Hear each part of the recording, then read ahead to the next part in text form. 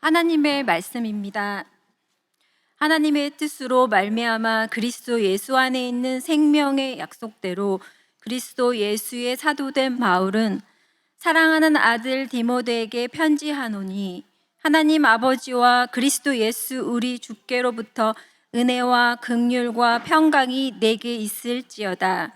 내가 밤낮 간구하는 가운데 쉬지 않고 너를 생각하여 청결한 양심으로 조상적부터 섬겨오는 하나님께 감사하고, 내 눈물을 생각하여 너 보기를 원함은 내 기쁨이 가득하게 하려 함이니, 이는 내 속에 거짓이 없는 믿음이 있음을 생각함이라. 이 믿음은 먼저 내 외조모 로이스와 내 어머니 유니게 속에 있더니 내 속에도 있는 줄을 확신하노라. 아멘.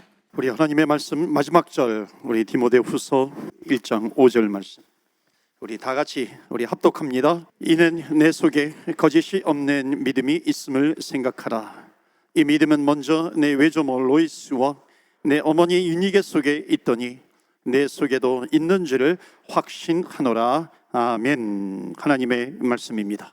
오늘도 하나님의 말씀에 은혜 받으시고 새 힘을 얻으시고 더 승리하는 한 주간이 되시기를 주 예수 그리스도 이름으로 축복합니다. 아멘. 오늘은 디모데의 거짓 없는 믿음에 대해서 말씀을 전합니다. 오늘 예배를 연합 예배로 드리는 건데요, 3부 연합 예배를 통해서 다음 세대와 또 이제 부모 세대, 여기 다음 세대가 있죠. 우리 기성세대, 부모 세대가 있습니다. 우리 교사가 있죠. 그러니까 교사를 포함하는 이 기성세대가 오늘 함께 말씀을 통해서 우리 말씀의 제목처럼 거짓 없는 믿음, 순수한 믿음입니다. 이 순수한 믿음이 생겨나기를 축복합니다. 우리 디모데는 이 가정에서 어머니 유니게와 우리 할머니 로이스로부터 좋은 그 영향을 받으면서 자라났습니다. 그리고 바울을 만나요. 그러니까 부모님을 만났어요. 그리고 나중에 바울을 만납니다. 그러니까 바울을 만남으로 말미암아 아주 훌륭한 믿음의 사람이 되었다는 것입니다. 그러니까 바울은 이 디모데의 믿음을 가리켜서 뭐라고 얘기합니까? 거짓 없는 믿음이다. 오늘 1장 5절에 말씀하고 있습니다. 거짓 없는 믿음, 이것을 오늘날의 용어로 바꾸면은 순수한 믿음입니다. 그러니까 우리 다음 세대가 순수한 믿음으로 자라나기를 원합니다. 거짓 없는 믿음으로 자라나기를 원합니다. 자, 그런데 이 디모데의 이 거짓 없는 이 믿음은 어디에서부터 왔냐면, 오늘 말씀 보시면 5절에 그랬죠. 할머니 로이스로부터 왔다는 겁니다. 그리고 어머니 유니게로부터 왔어요. 그리고 나중에 바울을 만나서 이 디모데가 성령을 체험합니다. 그러니까 성령을 체험하면서 그 믿음이 더욱 자라나게 된 거죠. 그리고 나중에 바울의 동역자가 되는 겁니다. 우리 부모님을 우리는 이미 만났어요. 우리 믿음의 가정 안에 있어요. 또 우리 교사주일로 지키는데 우리 선생님들을 만난 겁니다. 그러니까 선생님을 만남으로 말미암아 우리 자녀들이 다음 세대가 더욱 거짓 없는 믿음, 순수한 믿음으로 자라나게 되고 또 성령으로 충만케 되고, 나중에 우리 어른 세대, 우리 선생님 교사 세대들과 함께 동역하는, 주의 나라를 위해서 동역하는 세대가 된다는 겁니다. 그래서 여러분, 인생에 있어서 누구를 만나느냐가 굉장히 중요합니다. 그러니까 누구를 만나느냐에 따라 가지고 그 사람이 어떻게 다듬어지는가, 이것이 달라지는 것이죠. 여러분, 운동선수를 보면 어떤 코치를 만나느냐에 따라 가지고 굉장히 많은 차이가 납니다. 여러분, 이름만 대면은 한국 사람이라면 다 아는 그 축구 감독으로부터 한번 제가 들은 얘기가 있었어요. 그분이 뭐라고 얘기를 하냐면, 훌륭한 코치들은 기본기 훈련을 철저하게 시킨다는 겁니다. 그러니까 베이직한 훈련이에요. 그러니까 기본기가 잘 발달이 되어 있으면, 그러니까 기본기가 잘 준비되어 있으면 나중에 시간이 가면 갈수록 그 사람의 기량, 실력은 점점 자라나게 되는 겁니다. 그런데 기본기가 없으면은, 그러니까 기본기가 없이 기술, 테크닉 이런 것에만 이제 신경을 쓰면은 시간이 가면 갈수록 오히려 기량이 내려간다는 것이죠. 이것과 함께 또 하나가 뭐냐면 절제력입니다. 절제력이 필요하다는 거예요. 축구 선수 중에 그 고등학교 때 이름을 날렸던 선수가 있었어요. 그 선수가 프로에 진출하더니 어느 날 정말 기대를 많이 했어요. 장래가 충만이 되었어요. 어느 날 사라진 겁니다. 왜냐하면 절제하지 못해서 그래요. 운동을 함에도 불구하고 맨날 술, 담배, 술 이런 것을 함으로 말미암아 절제하지 못해가지고 결국 실력이 되지 않는 거죠. 따라가지 못하는 겁니다. 그러니까는 나중에 사라져 버린 거예요. 어디 갔는지도 모르는 겁니다. 그렇게 장래가 촉망됐던 그 사람이에요. 그래서 이 코치, 이 감독이 이분이 뭐라고 얘기하냐면은 자기는 두 가지에 집중을 했다는 거예요. 그것은 뭐냐면 첫 번째는 기본기, 체력 여기에 집중을 했다. 또 하나는 절제하는 것, 노력과 절제 여기 두 가지에 집중을 했다는 겁니다. 여러분 1980년도에 한국이요 한국에서 월드컵을 할 때에 처음 월드컵 4강에 올라갔는데 그 전에 1980년대 이미 청소년 그 월드컵에서 한국이 세미파이널 4강까지 올라간 적이 있었습니다. 그런데 그때 월드컵을 청소년 월드컵을 어디에서 했냐면은 멕시코에서 했어요. 근데 멕시코는 해발 1000m 이상인 곳입니다. 그러니까 거기에서 축구 시합을 하면은 그러면서 막 운동을 하다 보면 시합을 하다 보면 숨이 컥컥 이렇게 막히는 겁니다. 그러니까는 이분이 어떻게 훈련을 이제 시켰냐면은 그때 그 당시에 이제 감독이었죠. 마스크를 쓰고서 연습을 시켰다고 합니다. 그래서 마치 산 위에서 이렇게 뛰는 것처럼 훈련을 시켰다 그래요. 그래서 최초로 이제 월드컵 4강까지 올라갔습니다. 여러분 이것은 무엇을 얘기하냐면요. 훈련에 따라서 사람이 달라질 수 있다는 겁니다. 그러니까 누구를 만나느냐에 따라 가지고 또 훈련에 따라서 달라질 수 있다는 거죠. 그러니까 디모데는 성경이 유명한 인물입니다. 이 디모데는 가정에서는 누구를 만났냐면 기도하는 부모님을 만난 겁니다. 또한 바울과 같은 선생님, 바울과 같은 교사를 만났기 때문에 이 디모데는 아주 더욱 귀하게 쓰임 받은 것이죠. 저는 개인적으로 저에게 영향을 주신 분들을 돌아보면 제가 목회하는데 부모님으로부터 받은 영향력이 상당합니다.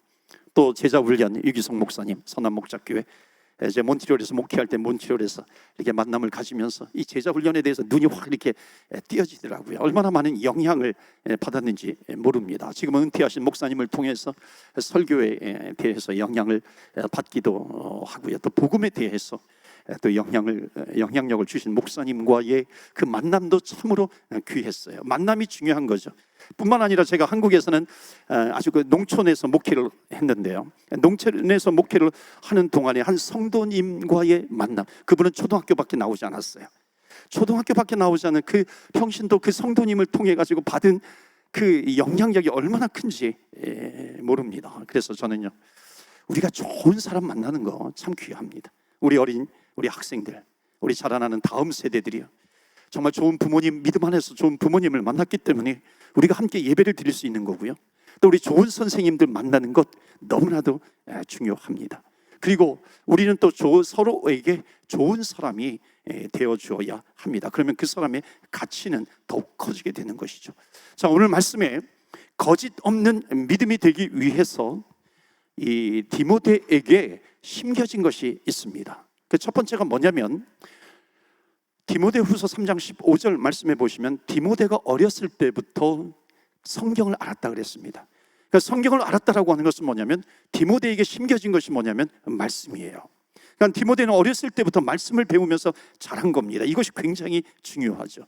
그러니까 믿음의 가정에서 누릴 수 있는 그 영적인 베니핏이 있어요.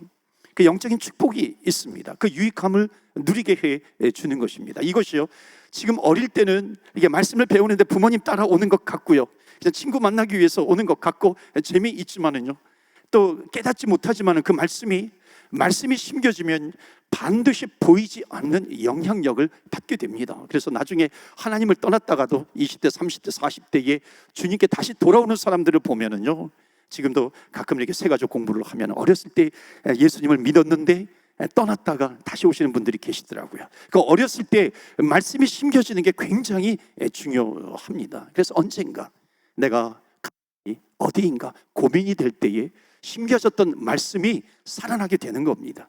그래서 그때 내가 주님께로 돌아가야지, 주님께로 돌아가야지. 이게 말씀의 영향력입니다. 그러니까는 우리 다음 세대에게 말씀이 심겨지는 것은요, 너무나도 중요합니다. 또한 두 번째로 디모데전서 1장 2절에 보면 바울을 이제 만났잖아요. 바울을 만났는데, 바울은 이제 교사입니다. 선생님이에요. 바울 선생님을 만났는데 디모데는 뭐라고 부르냐면은 1장 2절에 믿음 안에서 참 아들을 만났다. 그러니까 믿음 안에서 만난 참 아들, 그러니까 믿음 안에서 참 아들이 되었다라고 하는 거죠. 그러니까 이게 무슨 말이냐면 바울은 디모데를 영적인 자녀로 출산을 했다는 거죠. 그러니까 부모에게 있어서 자녀들은 육신의 자녀임과 동시에 영적인 자녀입니다. 자, 부모님은 우리 자녀가 있어요. 우리는 육신의 자녀로만 압니다. 그런데 영적인 자녀예요. 왜냐하면 예수님을 가르치기 때문에 그런 거예요. 여러분, 선생님도 마찬가지예요. 교사들에게 학생은 영적인 믿음의 자녀가 되는 겁니다. 왜냐하면 그리스도를 가르치기 때문에 그런 것입니다. 그러니까 우리는 육의 자녀를 출산하기도 하지만 그리스도 안에서 영적인 자녀들도 낳을 수가 있는 것입니다. 그래서 여러분, 영적인 믿음의 자녀들을 낳으시는 우리 교회, 저와 여러분 되시기를 주의 이름으로 축원합니다. 아멘. 영적인 믿음의 자녀들을 출산하는 겁니다. 그러면 그 사람들이 자라나요. 그 아이들이 자라나요. 그 아이들이 자라나 가지고 또 복음 안에서 또 복음을 전하면서 믿음의 자녀들을 계속해서 낳는 겁니다. 그러니까 우리는 나이에 관계없이 믿음의 자녀들을 낳을 수가 있습니다. 그런데 믿음의 자녀는요, 어쩌다가 생기는 것이 아니에요. 믿음의 기도를 쏟아야 됩니다. 믿음의 기도를 쏟아야 믿음의 기도가 심겨지는 거죠. 믿음의 기도가 부어져야 믿음의 인물들이 배출이 되는 겁니다. 그래서 두 번째로는요, 기도를 심어야 되는 거죠. 왜 디모데가 거짓이 없는 믿음, 순수한 믿음을 가지고 있었는가? 기도가 심겨졌기 때문에 그런 겁니다. 그러니까 말씀을 심어줘요. 기도를 심어주면은 그 자녀 세대들이 믿음의 자녀로 빚어지게 되는 줄 믿습니다. 그러니까 믿음의 사람으로 세워지는 것입니다. 그러니까 그런 기대가 우리가 있어야 되는 거죠. 그러니까 10년 뒤에 지금 아이들이에요. 아이들에게 믿음이 심겨지고 있어요. 또 기도가 심겨지고 있어요. 그러니까 10년 뒤에 이 아이들이 어떻게 될까 하는 기대가 있습니다. 그러니까 믿음이 있는 사람은 기대하게 됩니다. 우리 믿음의 진실함이 언제 드러나냐면 고난이 올 때 드러나잖아요. 그러니까 고난이 올 때 우리 부모님 또 우리 선생님 어떻게 믿음으로 그것을 이겨나가는가, 그것을 보게 됩니다. 그러니까 진짜 믿음을 가졌을 때 그 믿음이 자녀들에게 심겨지면, 다음 세대들에게 심겨지면요, 그것이 평생도록 이제 남게 됩니다. 그래서 내가 자녀 세대에게, 다음 세대, 차세대 이렇게도 부르죠. 믿음을 심어줘요. 기도를 심어준다라고 하는 것. 어찌 보면 여기 다음 세대들이 하나님으로부터 받는 축복이에요. 그 블레싱, 축복을 준비하는 그릇으로 빚어진다는 것입니다. 여러분, 이거는요, 보통 때는 모릅니다. 그러나 풍랑이 불게 되면 정말 그 어린 영혼들에게 믿음을 투자했는지, 기도를 투자했는지 반드시 드러나게 됩니다. 여러분, 배 있잖아요. 쉐이프, 배, 요트. 배를 지을 때 매우 중요한 것이 있어요. 그러니까 배를 지을 때 제일 중요한 것이 뭐냐면, 배는 타고서 바다를 향해서 나가잖아요. 그럼 바람이 불어요. 그 바람이 불면 기울었다가도 다시 똑바로 설 수 있는 힘, 이것이 제일 중요합니다. 미국에서 아주 유명한 그 요트 항해사였던 마이클 플랜트라고 하는 사람이 있었습니다. 고드 맥도널드라고 하는 아주 유명한 목사님이 쓰신 책 가운데 이분에 대한 이야기를 기록한 것이 있었어요. 한번 들어보시겠어요? 이 마이클 플랜트라고 하는 사람, 이 사람이 미국에서 프랑스까지 그 대서양을, 북대서양을 이렇게 단독 이렇게 이제 횡단을 하는 겁니다. 아주 훌륭한 이 항해의 기술을 보유한 사람이었어요. 그가 만든 이제 배, 이제 요트를 만드는데, 요트예요. 요트를 만드는데 최첨단 기술로 만든 거예요. 또 장비도 굉장히 훌륭하게 갖추어졌어요. 디자인, 외적인 디자인도 너무나도 화려해요. 훌륭했습니다. 그러니까는 사람들이 다 막 찬사를 보내는 겁니다. 너무 훌륭한 요트를 만들었어요. 그리고 이 사람은 마이클 플랜트, 아주 좋은 기술도 가지고 있는 사람이었어요. 근데 항해를 떠났는데 11일 만에 연락이 두절된 겁니다. 풍랑이 불었는데 연락이 두절되고 실종이 되어 버린 겁니다. 그러니까 찬사를 한 몸에 받던 그 사람이 실종이 되니까 연락이 되지 않은 거잖아요. 나중에 그것을 발견하면서 이유를 발견하게 된 겁니다. 여러분, 요트는요, 바람의 위력에 맞서기 위해서 반드시 수면 아래쪽이 수면 위보다도 더 무거워야 됩니다. 그러니까 수면 아래쪽보다 위쪽이 더 무거워 버리면은요, 평상시는 잘 모르지만은 아주 거센 바람이 불면 파도가 치면은 뒤집혀져 버리는 겁니다. 그래서 풍랑과 파도에도 뒤집혀지지 않도록 배 밑에는요 항상 무거운 쇠뭉치를 둡니다. 또는 모래주머니 같은 것을 두어요. 이것을 밸러스트라고 부릅니다. 밸러스트. 그러니까 배에서 가장 중요한 부분은 배의 겉모습이 아니에요. 배 밑에, 수면 밑에, 배 밑에가 훨씬 더 중요하다는 것입니다. 그러니까 배에는 이 밸러스트가 있어야 되는데, 밸러스트가 있어야지 풍랑이 불면은요 휘청 기울어졌다가도 다시 일어나게 되는 것입니다. 여러분, 눈에 보이는 화려함은 수면 위예요. 그런데 그 수면 위를 지탱하는 것은 수면 위가 아니라 수면 아래라고 하는 것입니다. 이 시대를 살아가는 사람들이, 정말 많은 사람들이 영혼에는 관심이 없이 수면 위쪽에서만 살아가는 사람들이 너무 많다는 것입니다. 이들은 나에게 기술이 있어요, 테크닉이 있어요, 나는 뭐 학력, 학벌이 있어요, 지능지수가 나에게 있어요, 또는 이 세상을 헤쳐나갈 수 있는 든든한 배짱이 나에게 있어. 그러면 내가 현실 생활에서 얼마든지 내 뜻을 이루면서 살아갈 수 있다고 생각을 합니다. 여러분, 폭풍만 일어나지 않으면 이런 생각은 실제로 잘 먹혀 들어가는 것처럼 보입니다. 그러나 폭풍이 일어나면 그때부터 진가를 발휘하는 것은 뭐냐면 수면 위가 아니라 수면 아래입니다. 수면 아래는 뭐냐면 우리의 영적인 부분이에요. 영적인 파트입니다. spiritual part. 이 디모데가 거짓 없는 믿음이 있었다고 그랬어요. 이 거짓 없는 믿음에는 뿌리가 있어야 됩니다. 그래서 열매에 먼저 관심을 갖는 것이 아니라 믿음의 뿌리를 먼저 내려야 합니다. 여러분, 그 뿌리가 뭐냐면 바로 기도입니다. 기도예요. 그러니까 이 기도를 심고 자라게 하면 믿음의 열매는 저절로 자라나게 되는 것입니다. 여러분, 어떤 식물을 심어도요 싹이 먼저 나는 경우는 없습니다. 뿌리를 먼저 내려야 하는 것이죠. 뿌리가 내려져야 싹이 나게 됩니다. 그러니까 바울은 디모데에게 믿음의 열매를 먼저 심어준 것이 아니라 믿음의 뿌리를 먼저 심어준 거예요. 기도예요. 그러니까 믿음으로 기도의 뿌리를 먼저 심어주는 겁니다. 사랑하는 성도 여러분, 우리 자라나는 다음 세대가 있어요. 차세대가 있어요. 우리 자녀 세대가 있어요. 좁게는 우리 교회에서 자라나고 있는 우리 어린이들이 있어요. 우리 젊은이들이 있어요. 청소년들이 있고 청년들이 있습니다. 우리들이 해야 될 것은 뭐냐면 기도의 뿌리를 심어주는 겁니다. 기도를 심어주는 것이죠. 그리고 그들이 믿음으로 자라나는 겁니다. 그러니까 믿음으로 자라나서 그들도 역시 믿음으로 잉태를 하는 것이고 출산을 하게 되는 것입니다. 이것이 계속해서 이어지는 거죠. 그러니까 우리 교회는요 계속해서 믿음의 유업을 이어간다는 것이잖아요. 그러니까 믿음의 유업을 이어간다라고 하는 것은 뭐냐면 반드시 심어야 돼요. 말씀을 심어야 되는 것이고 믿음을 심어야 되는 것이고 기도를 심어야 한다는 것입니다. 그럴 때 믿음의 유업을 이어가게 됩니다. 우리 교회가 기도를 심음으로 말미암아 믿음의 유업을 이어가는 교회가 되시기를 주의 이름으로 축원합니다. 아멘. 세 번째, 마지막으로요, 어떻게 이 바울과 또 디모데의 부모님은 디모데에게 거짓 없는 믿음을 심어줄 수 있었을까요? 그 이유는 뭐냐면 그를 사랑했기 때문에 그런 거예요. 사랑했어요. 여러분, 하나님께서 나를 사랑하신다는 것을 여러분 믿으십니까? 아멘이세요? 하나님께서는 나를 사랑하셔. 하나님께서 여러분을 사랑하신다는 것 여러분 믿으십니까? 아멘. 여러분, 아멘 한번 크게 해보세요. 아멘 하면은 우리 믿음이 자라나는 겁니다. 하나님께서 저와 여러분을 사랑하시는 것을 믿으십니까? 아멘. 아멘이죠. 하나님께서 나를 사랑하세요. 여러분, 사랑하면은요 가장 좋은 것을 주고 싶은 거예요. 하나님이 우리를 사랑하시는데 나보다도 나를 더 사랑하시는 하나님, 내가 나를 아는 것보다도 나를 더 잘 아시는 하나님 아버지예요. 그 하나님께서 나를 사랑하시기 때문에 나에게 최고의 선물을 주신다는 것입니다. 여러분, 그 최고의 선물이 뭐예요?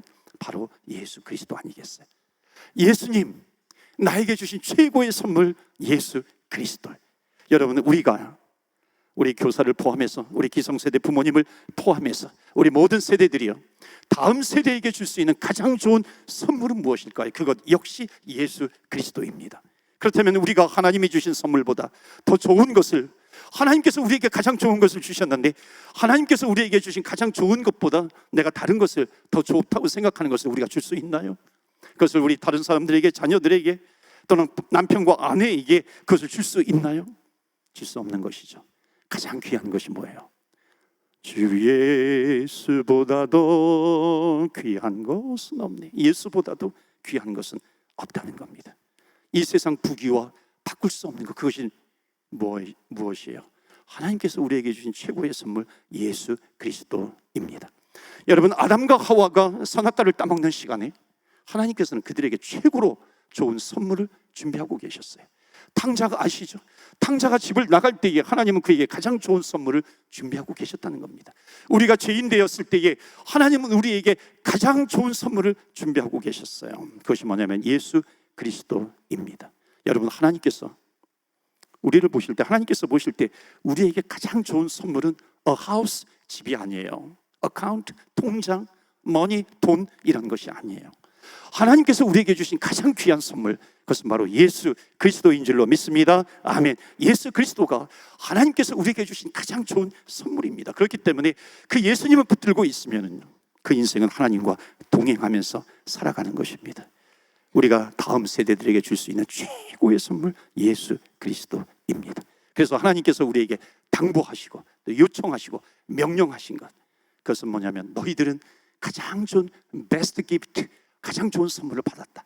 너희들이 가장 좋은 선물을 받았으니까 또 너희들이 사랑하는, 내가 가장 사랑하는, 하나님이 사랑하시는 그 다음 세대들에게 가장 좋은 선물을 너희들이 전해주지 않겠느냐. 하나님께서 우리에게 명령하십니다. 아무쪼록 우리 모든 성도님들, 모든 세대를 포함해서 하나님께서 우리에게 당부하시고 요청하시고 명령하신 최고로 귀한 선물 예수 그리스도를 전파하시는 저와 여러분 되시기를 주의 이름으로 축원합니다. 아멘.